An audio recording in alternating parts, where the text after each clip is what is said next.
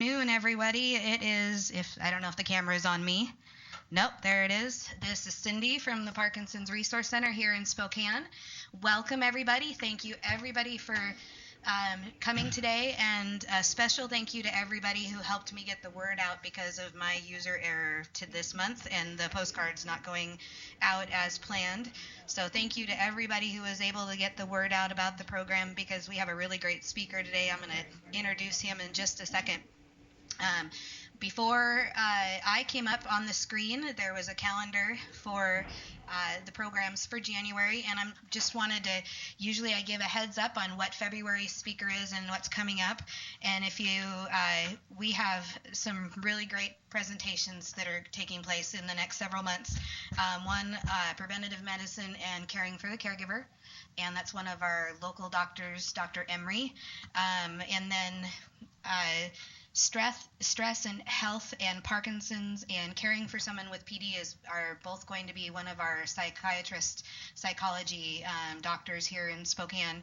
And then physical therapy benefits for Parkinson's, and that's going to be Ingrid Van Anroy. She's spoke for us about a year and a half ago, but she is now a doctor of physical therapy and has been working with Parkinson's patients. Really looking forward to that.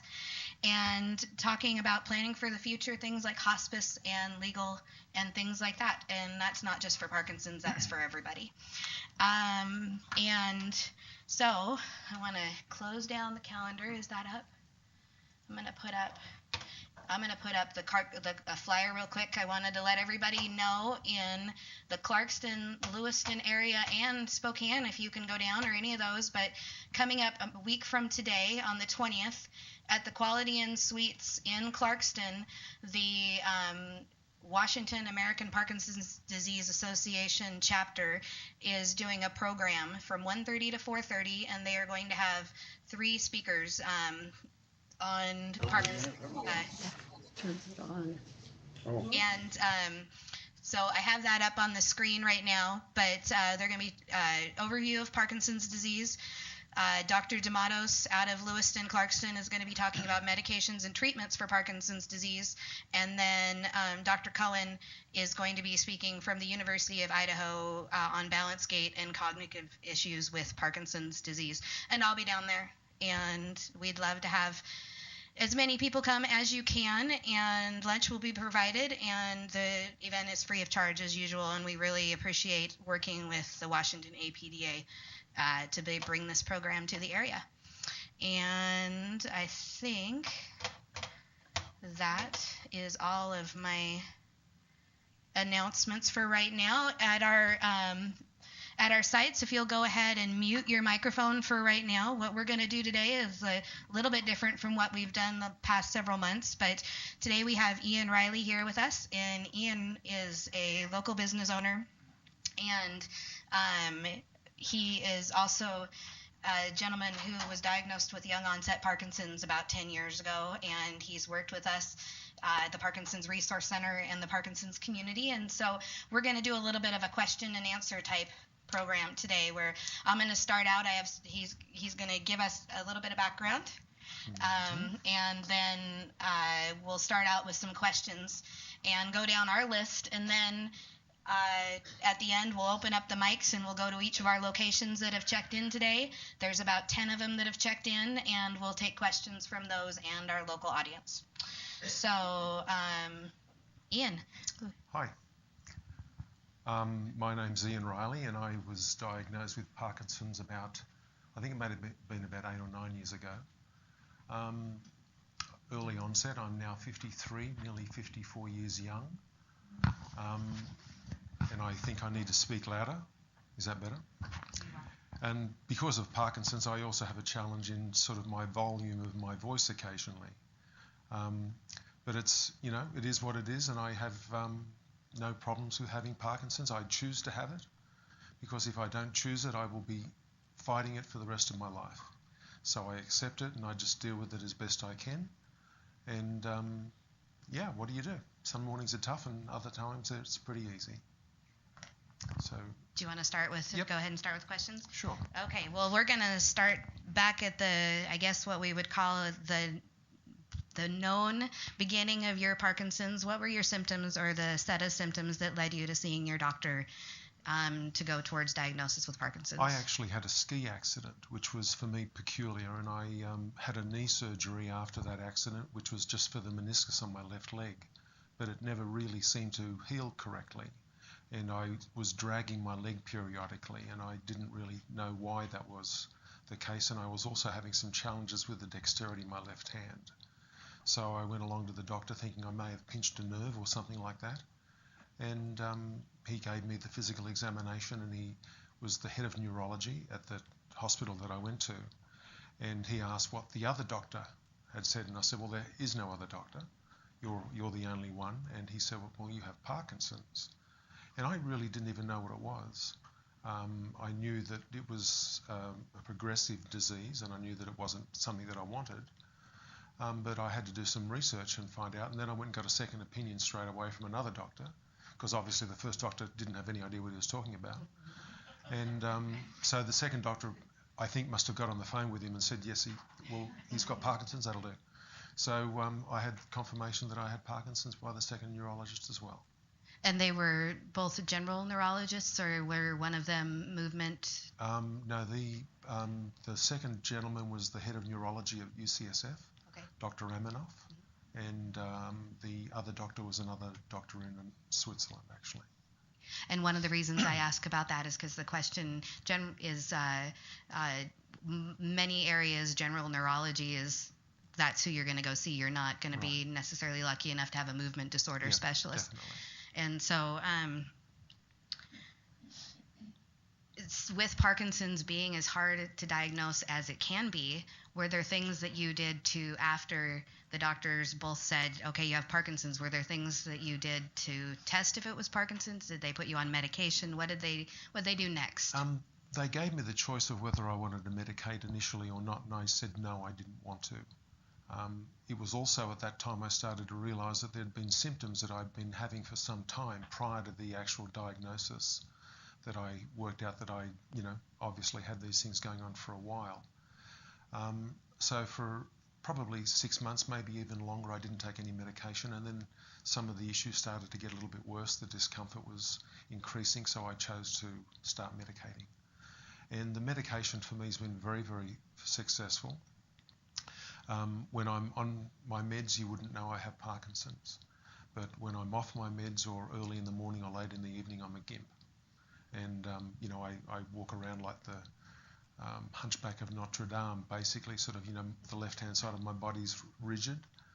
My left leg drags and my hands ache, and I get a burning sensation in both my feet and my left hand. And I fidget around and I can't sit still. And so for you, medication really was... Yes, very helpful. Very helpful and verifying. Thank you very much for... Yes, it verified the fact that I had Parkinson's, because obviously if it didn't do anything, it wouldn't have helped. Okay. Yeah.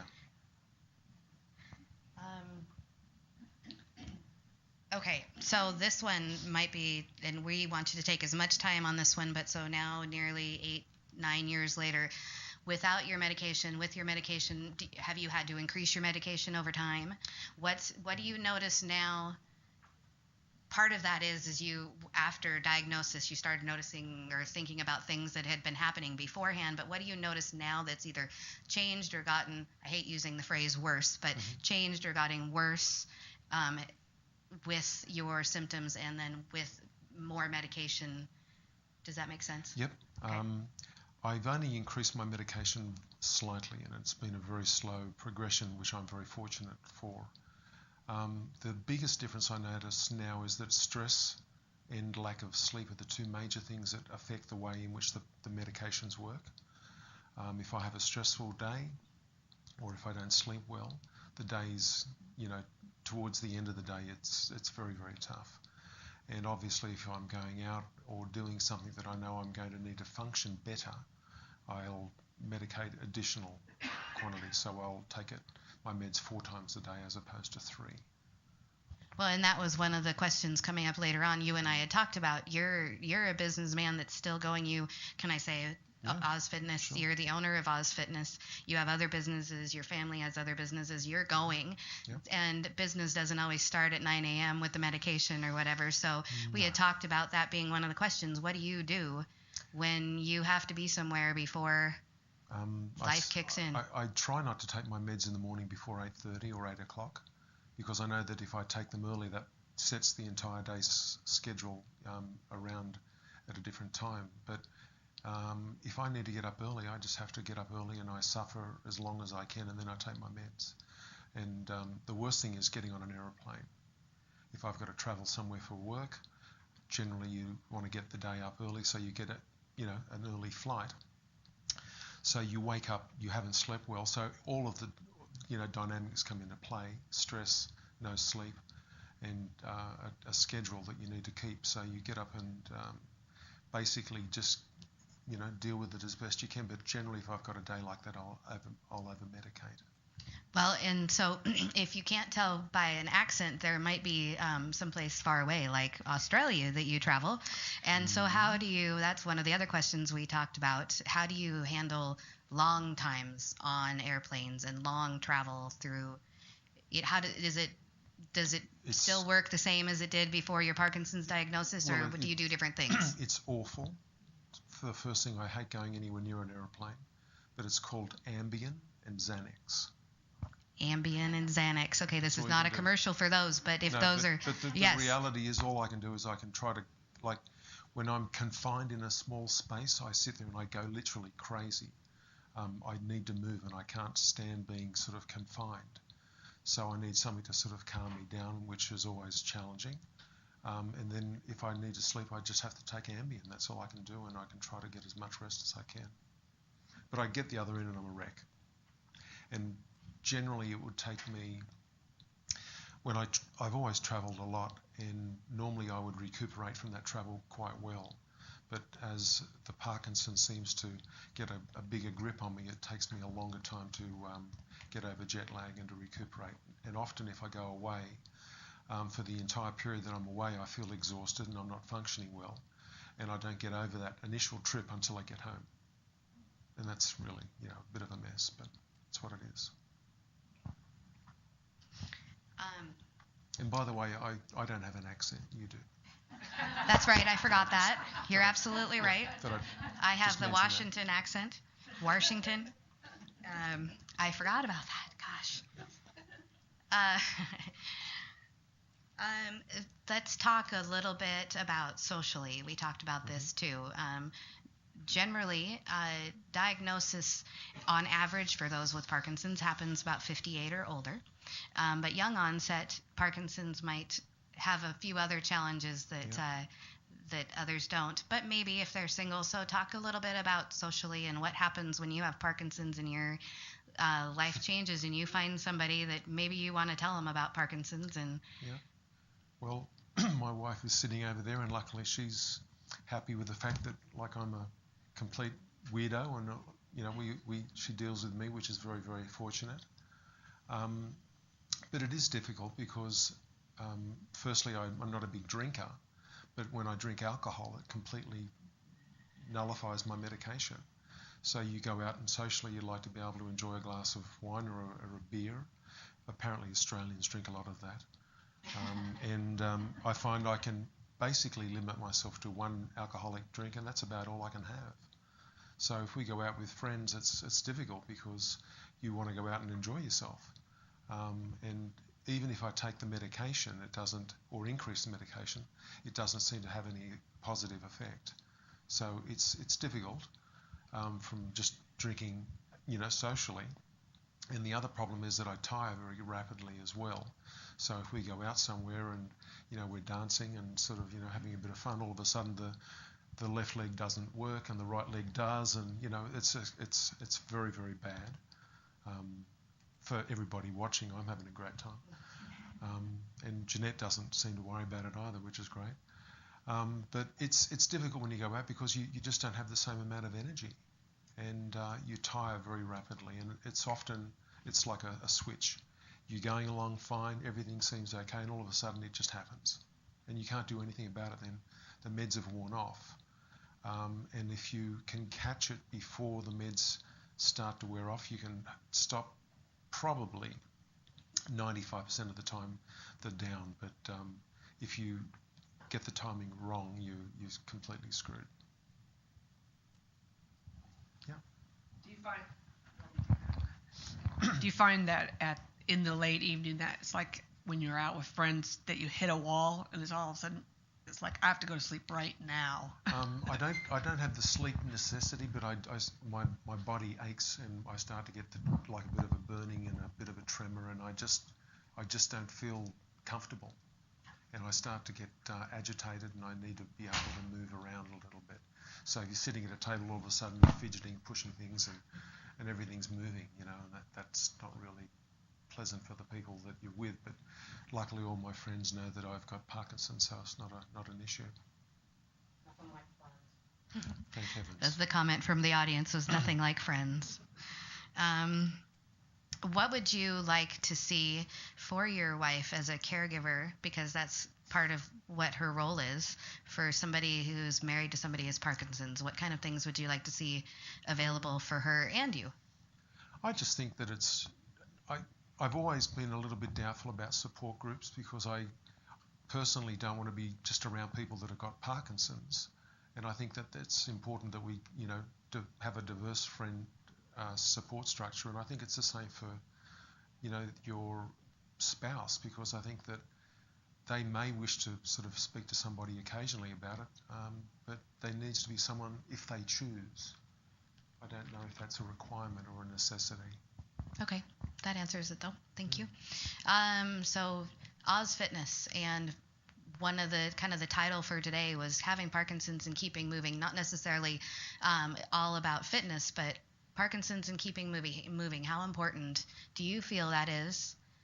And how, what your doctors, you work with your doctors and things, how important do you feel is moving, not just exercise? It's really important to keep active as you can. When I first was diagnosed, the doctors didn't really say a great deal about exercise, and I asked them because it was something that was important and passionate for myself. And they basically just said, do whatever you can and make sure that you remain as active as possible. I'm an ex-bodybuilding meathead champion, so I love throwing weights around, but I find now I can't really do that any longer.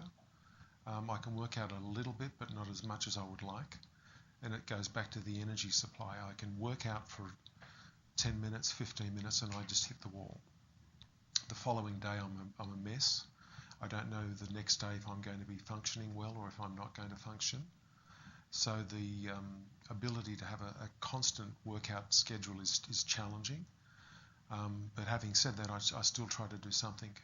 I believe that the average person requires exercise 3 to 4 times a week, and I don't think that varies or changes if you've got Parkinson's or not. But you really should just do something. And whether you go to a gym, walk around the block, get on an exercise bike, anything, it's just imperative that you do active, participation. So like dance for Parkinson's or music therapy or tremble clefs or... all of the above. I will definitely plug us a little bit. Yeah. Oh, what? Yes, absolutely. Ruth has a question. Ian, when I first met you quite a few years ago, you were a lot bigger guy. Mm-hmm. And have you worked to lose weight, or has it come off of you, or? No, unfortunately it falls off me very rapidly. Darn. Yeah, I'm just one of those unlucky fellas. Yeah. Your body likes to, in my case, cannibalize any existing muscle that's remaining, so it just sort of, atrophies away. But I'm still sort of, normal. Yeah. Well, and has I know just from what I've learned, or I don't know if your doctor has mentioned that a lot of times with Parkinson's, people will tend to lose a small amount, 10, 15 pounds, depending on how much you weigh. That could be a small amount or a lot. And it's just, have you changed the way you eat? You were already pretty healthy. Have you changed the way you eat with Parkinson's, or? Yeah, I try to eat as much chocolate as I can. Yay. I've never been a fanatic when it comes to diet. I like to eat reasonably well, but I love all the things that we shouldn't eat just like anybody else. I think the reason that people with Parkinson's tend to lose a bit of extra weight is their metabolism is continually going and their body's stressed. And I think that has a little bit to do with the fact that you tend to burn a higher amount of calories with that. Well, that's what I think the explanation was that it was given to me. Before we go out to more questions in the audience, we had talked just a minute about research, and do you want to do that now, talk about some research Maybe, that you've heard about, or do you want to wait? I think a little later because Okay. it's so... We'll see if we... Okay. Questions? Well, I'm going to go out to the other sites here in a second, but while we have the mic here in the room, do we have any questions right now? Yeah. I'm going to go back to the back, and then I'll come front. Oh, sure you do. Sorry. Looking back, do you notice or do you realize things that you may have had the, what do I want to say, symptoms? Mm-hmm. Thank you very much. Do you look back and think, wow, that's why I was doing that? Or I think when I was diagnosed initially, there were some times when I was able to recognize certain things that I'd dropped things, that my dexterity and my grip wasn't the same. But they were only minor things because I was diagnosed early, so I think the symptoms were relatively mild and not very noticeable in some ways, and it was only a few little things that I did notice. But my initial doctor did say that moving forward, everything bad that happens will be the reason for Parkinson's. You'll blame it for everything, and that is not the case. I think that it's a scapegoat. And, things happen and you just have to accept those things. But some symptoms, I think, will cause problems as you go forward as well. But I think the thing with Parkinson's seems to be that everybody's such an individual and each diagnosis is completely different than the next, that there's no standard. So it makes it challenging for everybody, really. Thank you. Sue Ann? Well, I was wondering, when you say 9 years, does that include what? Well, from what I've read in the last 2 months since being diagnosed, they say maybe 3 to 5 years before you have symptoms, the disease has probably begun. Your 9 years, does it go before you first started the symptoms, or? No, I think I'd probably be able to put another 1 or maybe 18 months on that as well. So there were a few symptoms that I had that were very slight. When I look back at it, I can probably work out that I had something going on. Okay. Okay. I think one of the, as a beginner here, one of the frustrating parts for me is because it does show in such different ways for different people. Now, I'm 66. I look around at my siblings who are close in age to me, and I look at them stand up after sitting on the couch for an hour watching TV, and they get up the same way I do. And I think, okay, so it's not the Parkinson's that sometimes makes it a little more difficult. It's the age 66. So on some things, I can't tell. It looks very normal. I can say to my husband, you don't walk any better than me, and you don't have Parkinson's. So maybe the little bit of a change that you've noticed in my gait is an age change. So when you say you start blaming Parkinson's for everything, yeah, I find that a little bit frustrating. Yep. I guess it doesn't matter. It doesn't matter the reason. If it's your age or if it's Parkinson's, you deal with your health the way you can deal with your health. Maybe you've only got a handle on it and that you can sort of blame something for that portion, but no, it doesn't make any difference. Yeah. And I think also energetic, like I'm a very energetic person, and I will get up in the morning and I will do everything I can all day long, and I hate sitting still. And I can't let an opportunity go by, and I know that I should try to take it easy, which will never happen because I can't do that. But I think it's all a question of your own, you are what you are, and you are the person that you will always be, and I don't think that the Parkinson's changes that. That's what I told my family, and they all agree with you and me. Great. So attitude is a whole big everything. piece of it. Yeah. Totally. Thank you, Sue Ann. Ian, I've got a couple of questions. One of the earliest symptoms is reported to be a decrease in the ability to smell odors. Is this something that affected you? It is, and I today still have a challenge in certain odours that I cannot smell, and also I've lost a bit of my taste as well.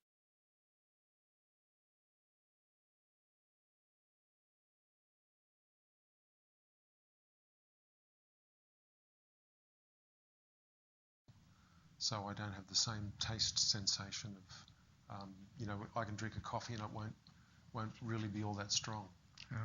So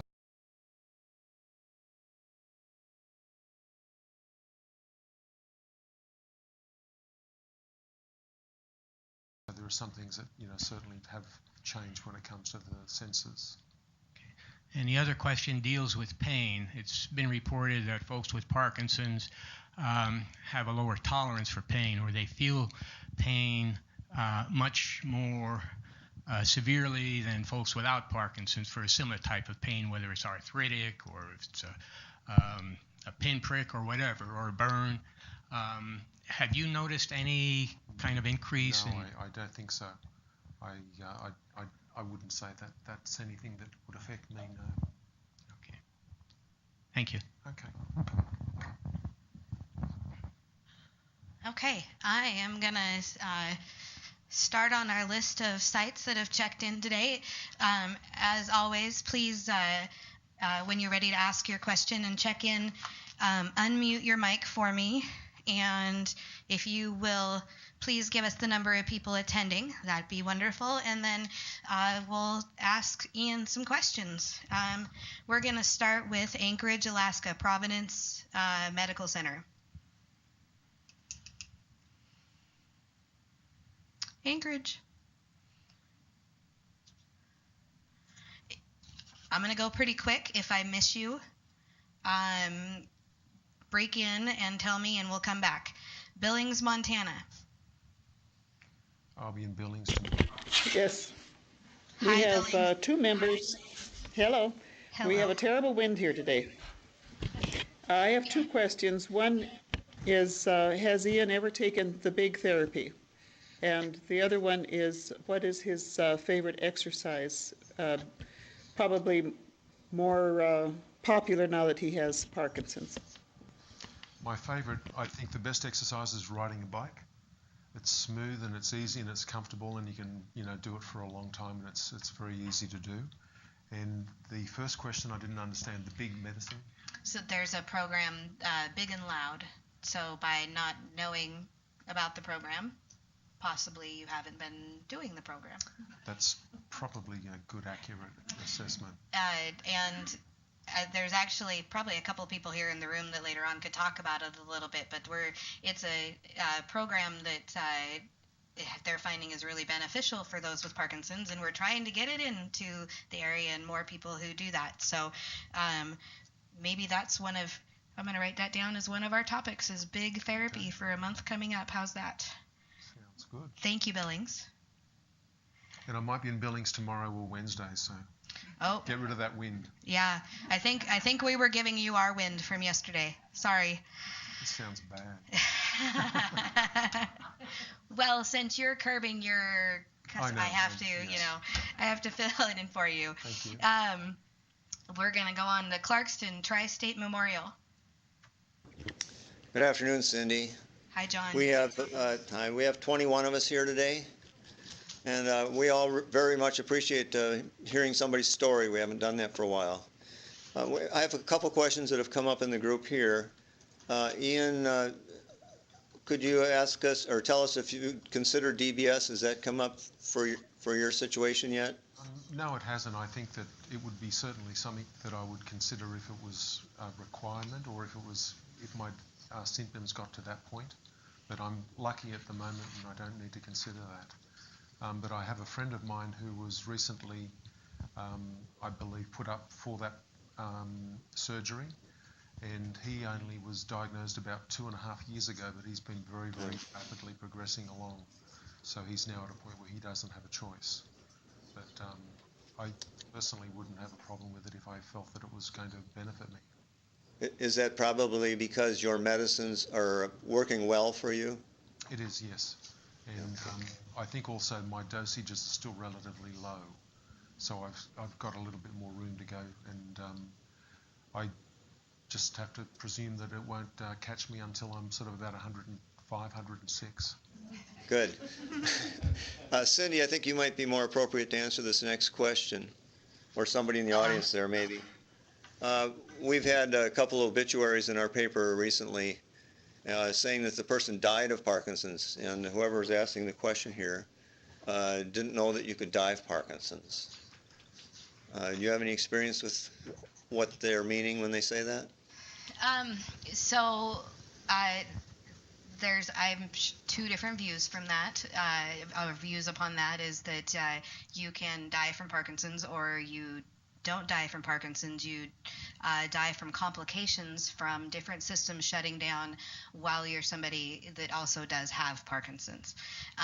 Personally, and what I've learned, that the second one is what I tend to believe, but I think we heard that a little bit ago that Parkinson's is something that can be, if it's something that somebody has and they're getting sick, it's at times either easiest or just what they put down as the cause.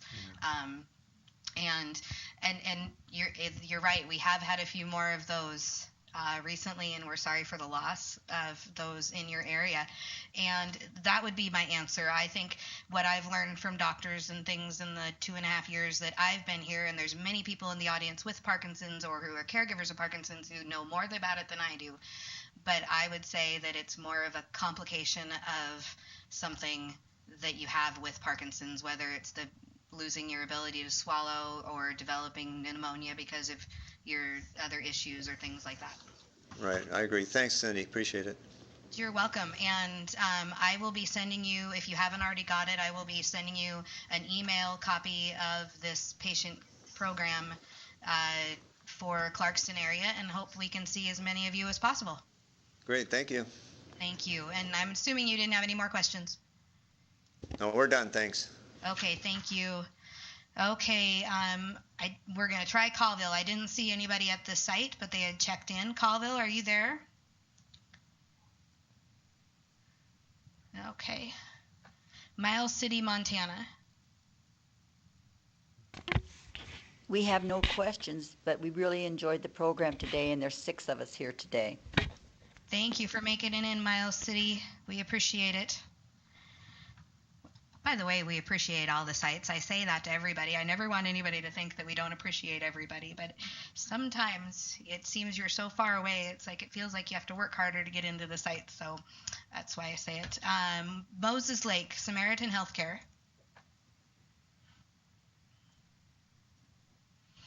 Pendleton, Oregon. Oh, go ahead. Hi, we're here. There's 6 Hi. of us. How many? 6. 6, thank you. And we really don't have any questions at this time. Thank you. Really enjoying it though. Thank you. Thank you. And that's Moses Lake that just checked in, right? Right. Okay. Well, we're hoping to get a program out to you guys here pretty soon, and so we look forward to meeting you in person. And if you come up with any questions in the meantime, let me know. Thank you. Pendleton, Oregon. These are all the places.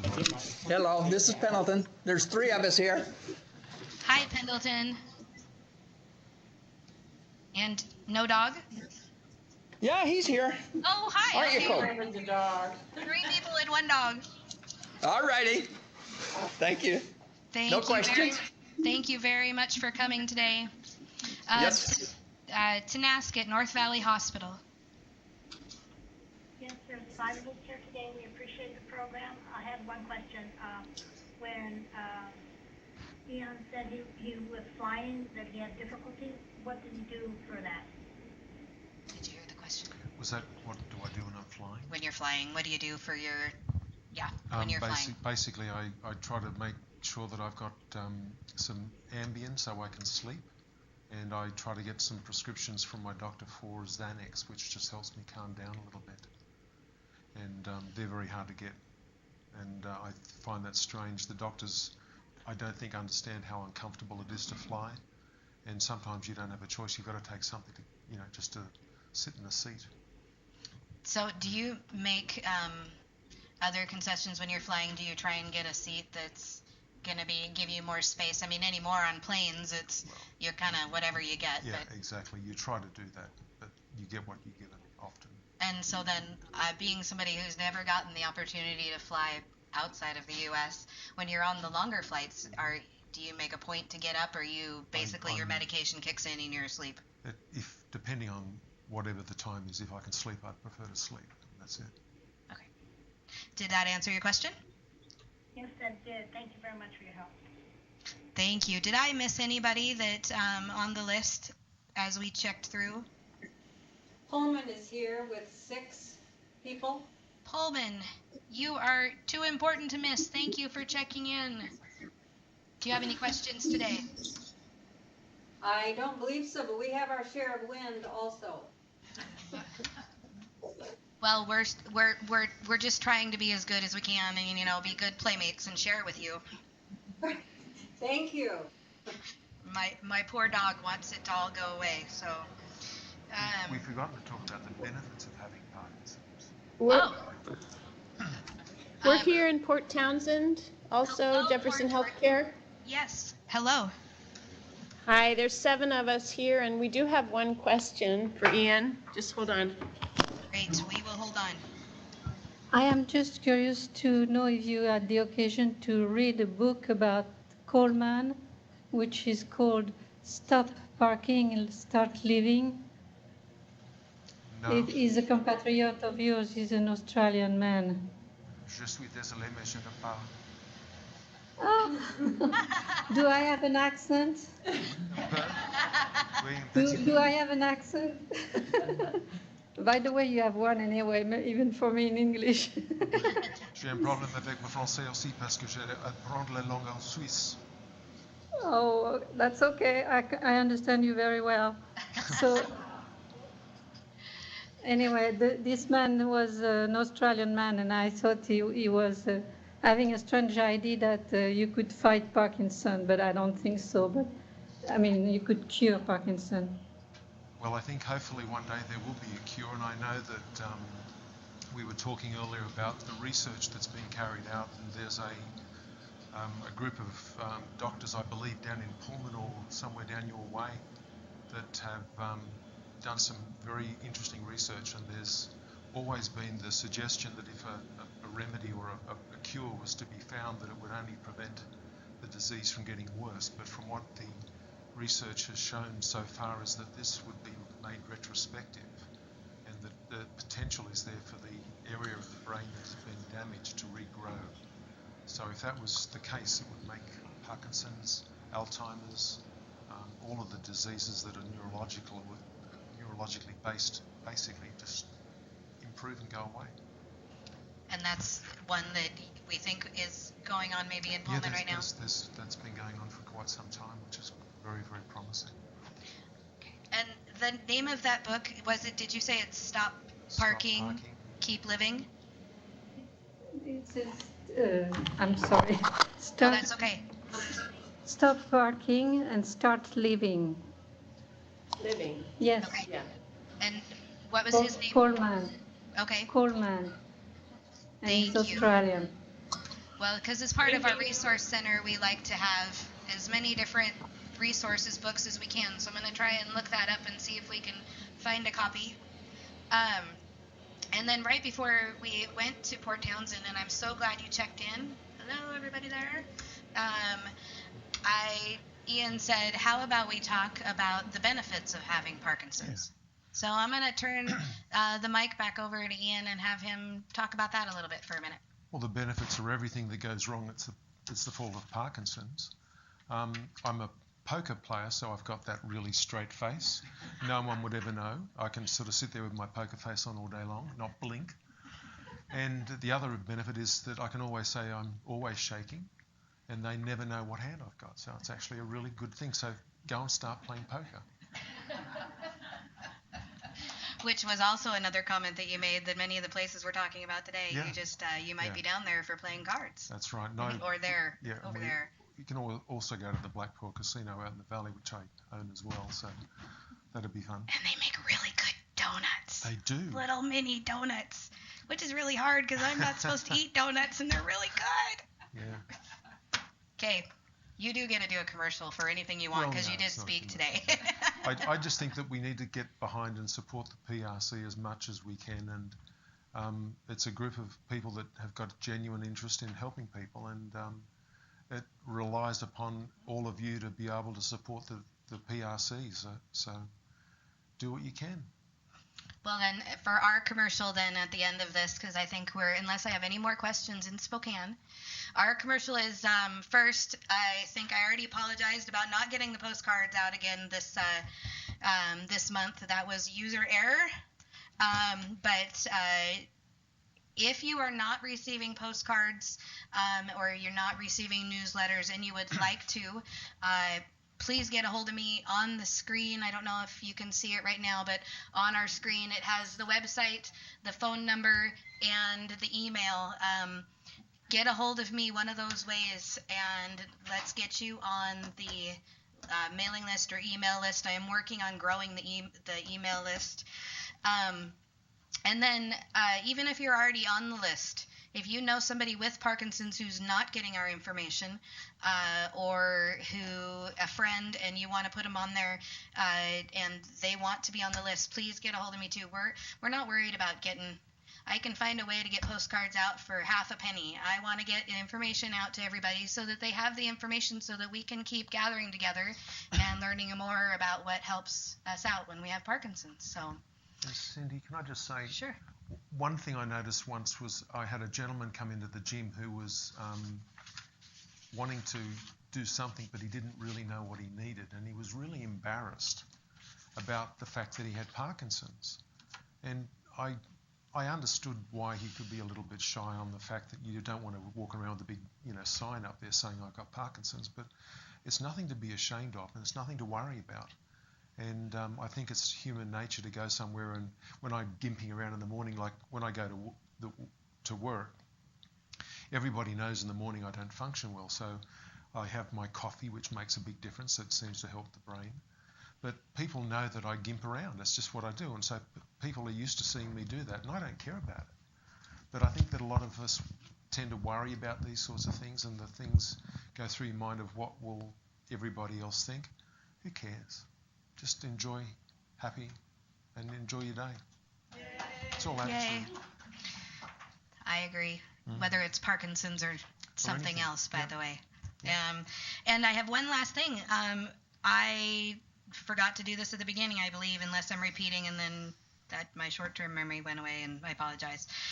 Speak Out Eastern Washington is a voice program developed by the Parkinson's Voice Project, and it is a program that is being run through by and through the University Hearing and Speech Clinic at EWU.